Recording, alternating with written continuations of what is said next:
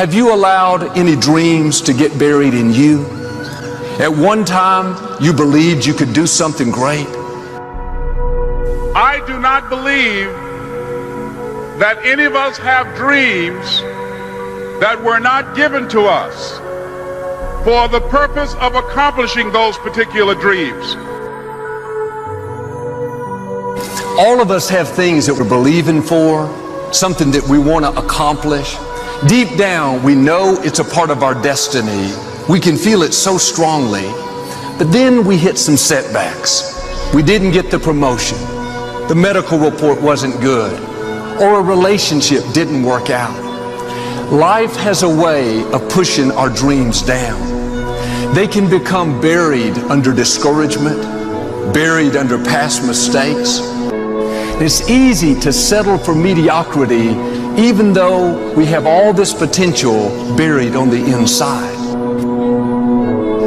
What did you used to be excited about?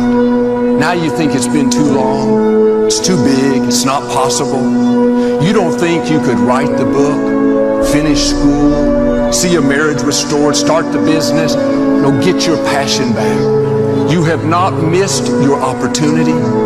You have not had too many bad breaks. You're not lacking. You didn't get shortchanged. When God breathed life into you, He put in you everything you need to fulfill your destiny.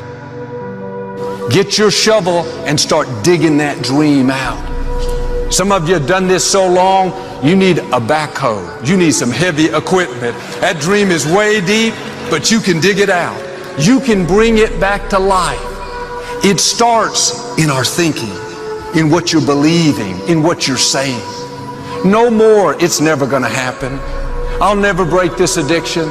I'll never live in a nice house. I'll never finish college. See, sometimes we can't say, I can do that. But what we can say, that it's possible that I can have my dream. As we run toward it, as we work on it day in and day out, that in the process of working on your dreams, you are going to incur a lot of disappointment, a lot of failure, a lot of pain, a lot of setbacks, a lot of defeats. But in the process of doing that, you will discover some things about yourself that you don't know right now. What you will realize is that you have greatness within you. What you will realize is that you're more powerful than you can ever begin to imagine. What you will realize is that you are greater than your circumstances, that you don't have to go through life being a victim. It's possible for you to live your dream. It's necessary that you associate with winners, that you work your system, that you are relentless, that you never give up. It's you. You've got to take personal responsibility.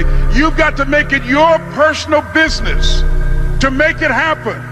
And you've got to resolve within yourself that I can do this, that it's hard, but you've got to say, I'm the one. When you have a dream, you're going to have some detractors. People will get jealous, try to make you look bad, try to talk you out of it. Say things like, you really think you can get that promotion? You don't have the experience, the talent. I don't think so. Let that go in one ear and out the other. People don't determine your destiny. I say this respectfully, but sometimes your relatives won't celebrate you. Sometimes the people closest to you will be the least supportive. Don't get distracted fighting battles that don't matter. Trying to prove to them who you are, trying to convince them how they should be for you. You don't need their approval. What stirs them up is the fact that you're moving forward, pursuing your destiny. They would love to convince you to keep your dream buried so you don't rise higher and make them look bad. They don't realize God has put dreams in them. If they would stir it up, they could fulfill their purpose. Successful people, people that have a dream, don't waste their valuable time looking at what everybody else is doing. They're too busy focused on what God has put in their own heart. Bottom line, the enemy targets people who have a dream. He'll use opposition, discouragement, delays, jealousy, everything he can to try to convince you to bury that dream. If you're going to reach your highest potential, you have to make up your mind that you are in it for the long haul. You're not going to let people talk you out of it. Circumstances discourage you. Delays cause you to give up.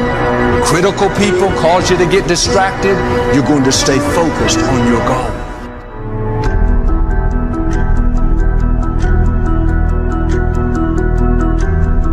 There are certain things that will happen in your life that make you pick up the pace, that slap you out of your stupor and say, this ain't no time to cry.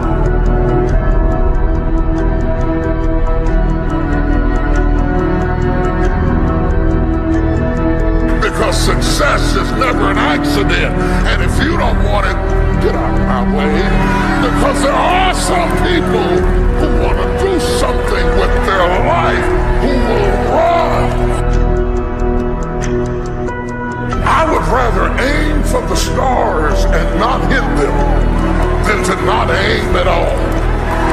I would rather go after it and not get it than not go after it at all. I'd rather try and fail than not try at all. I don't want to live with the idea, wonder what would have happened had I done more with my life.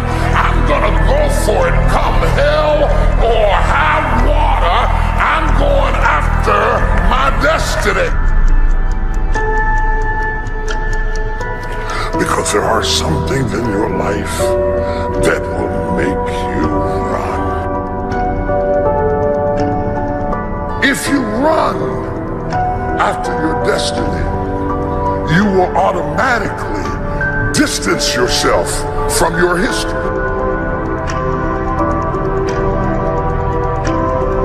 The one thing I can tell you for sure is that nothing is for sure. Run. Run. You gotta run. You gotta run after your destiny. You gotta run after it. You gotta run after your destiny. You gotta run after your destiny. You gotta run after your destiny. You gotta run after your destiny. You gotta run after it. You gotta run. I'm getting ready to run. Give me some space, cause I'm getting ready to run. Get up out of my face, cause I'm getting ready to run. Don't have time for what you're talking about, cause I'm getting ready to run. I'm gonna run! I didn't get it till I got to this age, but I'm gonna start running. I messed up junior high, but now I'm gonna start running. I messed up high school, but now I'm gonna start running. The moment you get the word, you ought to run. The Bible said, the day you hear my voice, harden not your heart. When God gives you a chance at an escape, don't be cute. Run after your living. My God, run!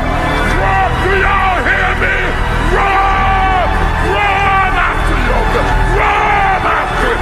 Run after it. Run! Don't be ashamed. Run! You gotta run after your destiny. You can't stroll after your destiny. You can't walk after your destiny. You gotta run.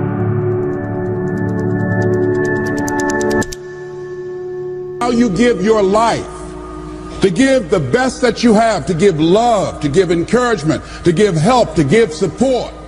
If that's what your life is about, whatever you put out here, ladies and gentlemen, I guarantee you it's going to come back. Now, the reason that most people don't give is because they operate out of a consciousness of scarcity. They don't believe that there's enough to go around. They can't see themselves having the capacity to give. They don't believe that they have anything to offer. They don't see themselves as an opening for the universe to work through. So if you begin to look at this new era that we're in, begin to see yourself as an opening for the universe to move through, to work through, to make a difference in life. See yourself being used by life to improve the quality of life, to expand and to grow. Most people have a very limited view of themselves and a very limited view of the universe, do not see their relationship to the universe, and cannot see how energy and things can flow through them. I love Gibran and the prophet. Then said a rich man, speak to us of giving, and he answered, you give but little when you give of your possessions, but it's when you give of yourself that you truly give.